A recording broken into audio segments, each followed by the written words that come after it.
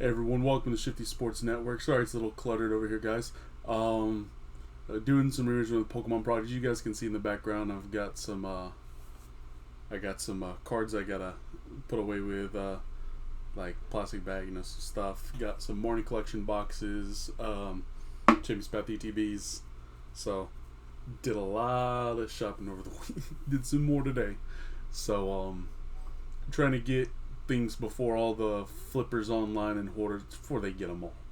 So anyway, to what we're supposed to talk about. Today's games, there's one today that I'm especially looking forward to. I'm not going to touch the Florida Atlantic, Florida National. Honestly, if I had to choose anything, guys, take Florida Atlantic over 24.5. If you choose anything in that game. Other than that, I wouldn't mess with that. Iowa, Minnesota, you could safely take Minnesota over 27.5. At home, I really like that bet. The one today that I'm most excited about is Cincinnati minus 27.5. I believe that Cincinnati will be able to score, but at the same time, I don't believe Eastern Carolina is going to be able to do much, especially when you got, probably in my opinion, one of the most NFL potential players in Michael Pitts for Cincinnati being on the other side of the ball in defense. It's going to be extremely hard for Eastern Carolina to do anything. I'm going to take the minus 27.5, and at the least, I would honestly take either over 41.5 for Cincinnati, or I would take under 14 for Eastern Carolina. I do not see them scoring no 14 points, but it could happen. You never know. So for Saturday's games, go ahead and get this one down pat. I'm gonna have an extra at the end. So the 12 o'clock games, that is at Liberty. I have Vanderbilt at Kentucky under 41.5. Expect Vanderbilt to struggle offensively. They're not going to be able to score any points. Kentucky probably end up scoring maybe 2 or 3 touchdowns, possibly even a couple field goals. It may end up being a 20-30 point total game. At least that's what I'm expecting. TCU at West Virginia over 45.5. Do not expect West Virginia to lay down. Like, TCU can score. West Virginia is going to score more. Expect a lot of play action, a lot of 3 receiver look. TCU is going to get thrown off. West Virginia should be able to score 4 touchdowns and maybe even some field goals. So expect an over a 45.5. Wake Forest at North Carolina over 68.5. I don't believe this was set high enough. I don't believe it was set high enough. You put 78.5. Look at probably two of the four most explosive offensive teams in the Power 5 in Wake Forest, North Carolina. They're really good offensively. It's just how will they stack up against certain defenses. Based on what we get with North Carolina and Wake Forest, I don't see the 4-3 stack or the 4 usually what Wake Forest throws is a 3-2-6 dime, like one of those 3-2-6 dimes. They throw that a lot at the running gun. So expect North Carolina to be able to take advantage of some of them short passes, make the linebackers have to do most of the work. There's going to be a lot of short passes, a lot of gains. Do expect them to go over top, maybe a few run plays. Wake Forest is going to be running the ball a little bit more than normal, and North Carolina has probably one of the worst defensive lines to be able to act to that. So let's take that for example. Over 68.5 is what I expect, and so does everyone else apparently. Miami at Virginia Tech. I've got Miami +2, and I got the under 67.5. Let me just be very frank about this. Let me be like a hot dog and be frank with you. I know that was... Anyway, so we're looking at probably one of the better defenses in the ACC in Miami, who should be able to hold Virginia Tech pretty well. And I don't believe for a second that Virginia Tech's going to be able to score tons of points on Miami. I just don't see it happening. I take the under 67.5. I do see Miami winning this game straight up. That's why I picked the +2. Indiana at Michigan State. I take Indiana -7.5 in at Michigan State. I mean, come on. That's a give me right there. Another one I thought about was Army at Tulane. I 100% would take Army +3. That's definitely something that you guys should definitely look to as a potential bet. Is Army +3, but don't even touch the over-unders. But if you want something about 12 o'clock, but you want something that's going to be very fast-paced and is going to get your money like immediately, like you're going to get results almost immediately, Army Tulane should be finished around like 3 o'clock, if not earlier, just because of the massive amount of run game that there's going to be.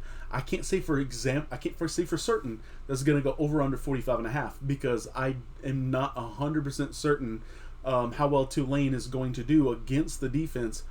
I do know Army, however, will be able to score massive amounts of points if they get the ball enough times.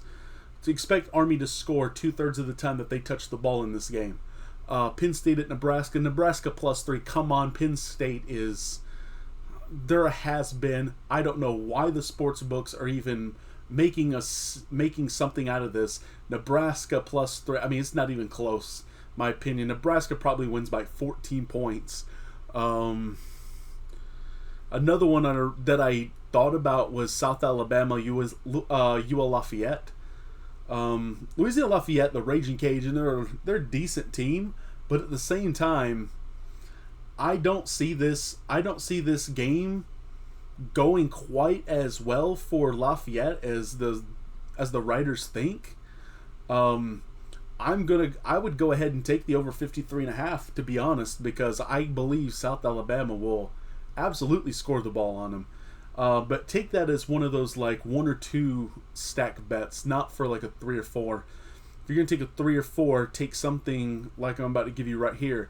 3 o'clock game, UTEP, UTSA, Texas El Paso at Texas San Antonio. Texas San Antonio -6.5. Would take that all day. As most people know, Texas San Antonio has probably, in my opinion, one of the most dominant special teams. Their kicking game is so well versed, it's not even funny. The range this guy has, the range they're allowing him to try, is stupid. Texas El Paso has not been able to convert more than, I think, 40% of their first downs against teams, even with a losing record. And this is very sad. I'm going to take Texas San Antonio -6.5, specifically because if they get past the half-yard line, like, if they get past half field, they're more than likely going to put points on that board, as they have been doing all season long. 3:30 Notre Dame at Boston College. I got Boston College +11.5, and I know people are going to laugh at that and think, oh, Shifty, you're crazy. That's not going to happen. Look, there's a very good chance Notre Dame does not win by no 11 or more points. However, I could see the same, that there is a chance that you could see them winning by 14 or 17 points. But given that you're betting on full games, I would 100% take Boston College, because I understand how these matchups work. For example, you look at Jonathan Owusu, probably, in my opinion, one of the most dominant, most NFL-ready linebackers in the entire nation, playing for Notre Dame. Boston College has already been using their run and play action pretty much in the exact same regard, as it would completely get around one of the best outside linebackers in the entire nation. So do expect Boston College to be able to put points on the board, as well as a few of their corners are pretty good, but I honestly don't think, with the leverage Boston College is going to bring, I do not see Notre Dame being able to stop them. Them winning, but not being able to completely stop Boston College. I'm going to take Boston College +11.5, and even potentially over 50. Nah, I wouldn't take over 50, just to say, oh, I'm going to take something. I wouldn't do that. The next one is South Florida at Houston, and this one's a gimme over 58. And next, we're not even gonna even discuss that.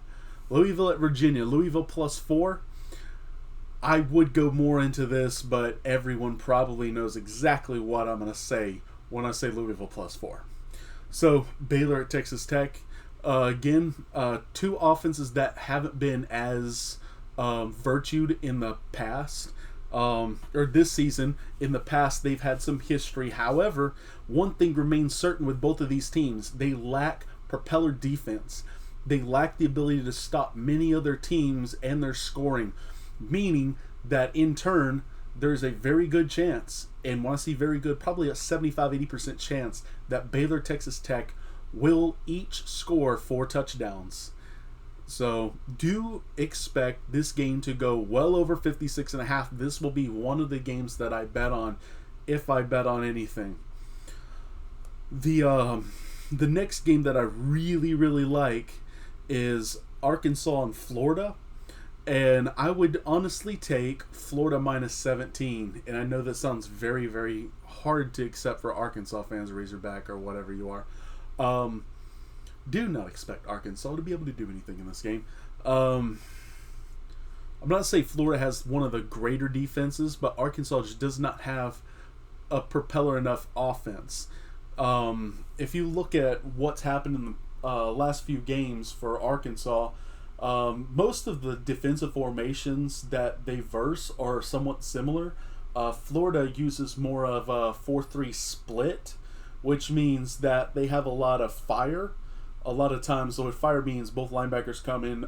You have a lot of differentiating between single double. You almost never see base. They're always either trying to contain outside and blitz outside to take off the run pressure to the outside, or they'll just go like double eagle. They'll stack up the inside and try to stop an inside run, and then double fire to pull like six guys blocking every single potential hole. It becomes somewhat of diverse defense, but at the same time, Arkansas's not going to be able to play against these different defensive looks that they're going to see. It's not always going to be the exact same thing. You'll notice that this 4-3 split, they also swap to a 4-3 stack a lot. They rarely ever do dime. I've seen nickel defense a lot on 3rd and long, and most of the time on those you're going to see a lot of 8-man blitz, and even sometimes you'll see man 4, which means that you have 4 of them are manned up, one's in coverage. You guys usually have double contain, the rest blitz. Imagine that Florida is going to get it done defensively well enough to where they should be able to cover a 17-point spread. Oregon at Washington State over 58. Do I have to explain this one? Do I literally have to explain this? No? Okay, cool. Over 58. Let's keep going. Temple at Central Florida over 76.5. Now, I can't say for certain Temple is going to score that many points. Central Florida should be able to score their 50, but there may be a chance that they could only score 42, 45-ish points. So imagine the scenario where I say that this is more of a warm pick, not a hot pick for me. But do keep in mind that this is something that I did want to bring up, because this is a bet that I'm potentially going to be thinking about sometime Saturday. Wisconsin at Michigan. Wisconsin -4.5. That's literally a no-brainer. Anyone who says otherwise just is not using their brain. South Carolina at Mississippi. I'm going to take over 70.5. Both of them have 2 of the 3 worst defenses in the entire SEC, giving up close to an average of 30-something points per game. Defensive stance or struggles for South Carolina and Mississippi. For those who've watched, even Florida has a rather powder keg offense, and being able to score with ease based on a running gun style is very similar to what you're going to see with Mississippi versus South Carolina. You're going to see a lot of running gun for Mississippi. South Carolina's going to do a lot more of the actual handoff. They do probably, I want to say, about 33% of their plays or runs. You're going to see a little bit of wildcat out of South Carolina. You're going to see some 3 wide looks with double slants going from weak side or strong side, depending on what side of the field. Basically, if they're on the right hash, they're going to go weak side, left hash, strong side. I've seen a lot of this in past with their head coach, even against like Georgia. It's all about like this is something that they practice is almost the exact same plays over and over. And most teams like South Carolina, they only have a few plays that they even run. So being able to determine what's going to happen is easy, but when you have a defense that lacks as much as Ole Miss, then yeah, it's not happening. Oregon State at Washington, over 51.5. I'm not even going to keep talking about that. There's literally no reason to keep. Net in the last one for college football, Western Carolina at Liberty minus 34.5. All right, so for the NFL. For these NFL, I'm going off of a 21-point teaser. And this is most of what I would do. I'm going to give you the ones that I 100% would put. I'm going to give you the 2 that I may or may not put. The ones I would: Eagles minus 4 at Giants, Bucks minus 5.5 at Panthers, Bills plus 2.5 at Cardinals, Dolphins minus 1.5 against the Chargers, Seahawks plus 2 at Rams, and Ravens minus 7 at Patriots. The ones that I'm iffy about are Packers minus 13 versus Jags, and Saints minus 10 versus 49ers. So those are the ones that I will more than likely be wanting to do a 21-point teaser on, is those 8 picks for the NFL. I might go down to just the 6, and it really depends on how I see the weather playing out. If I see really bad weather in Green Bay, like if it's stormy, rainy, or like a lot of snow, hail, whatever, which probably never going to happen this time of year, but if it does, I have to take Jags plus 13. And even when it comes to the Saints, nothing's going to happen weather-wise, but if there's any any real big injuries, any COVID alerts, updates to players not being able to play, you just got to be able to know less thing, be like, okay, so it's like 12:49, 12:50. All right, nothing's been said about them. Okay, cool, let's take the Saints. The Packers I'm not really worried about, because the Packers second string could beat the Jags. Like, it's just ridiculous. All right, so that's pretty much all I have for today, guys. If you haven't subscribed, make sure to subscribe. Post any comments you have in the comment section down below. Or if you want, post them in the club chat, the general chat in the Shifty's Club Discord. And as always, hope you guys had as much fun as I had. And I'll see you guys next time on the Shifty Sports Network.